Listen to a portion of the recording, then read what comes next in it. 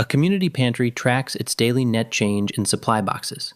For 3 restocking days, the pantry gains 1, 3, and 5 boxes.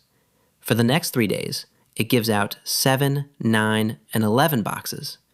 Then it gains 13, 15, and 17 boxes, then gives out 19, 21, and 23. The pattern continues in the same way. What is the pantry's net change after the first 60 days? Pause the video. Try to figure it out. Here is a hint. Do not add 60 numbers one by one. Look for a repeating block. There is a hidden constant inside this pattern.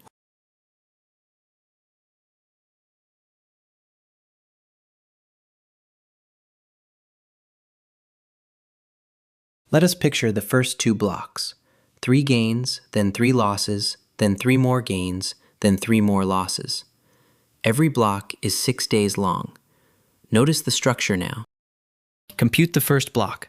Gains, 1 plus 3 plus 5 equal 9. Losses, 7 plus 9 plus 11 equal 27. Net for block 1 is 9 minus 27. That is negative 18. Now block 2. Gains, 13 plus 15 plus 17 equal 45. Losses, 19 plus 21 plus 23 equals 63. Net for block 2 is 45 minus 63, also negative 18. Every 6-day block totals negative 18, always. How many blocks are in 60 days? 60 divided by 6 equals 10, so there are 10 blocks. Each block contributes the same negative 18. Multiply. 10 times negative 18 equals negative 180 boxes. The pantry is down 180 boxes after 60 days. Why does every block equal exactly negative 18? In every block, 3 positives come first, then 3 negatives. Each new block adds 12 to every number from the previous block.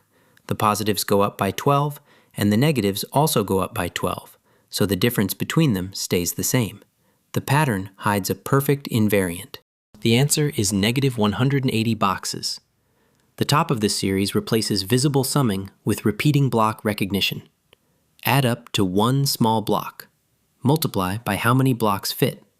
Same idea as Gauss pairing, scaled up. Spot the block, find its total, count the blocks, multiply. Hard problems crack the same way every time. Learn, compete, and win. Visit competitivekids.org.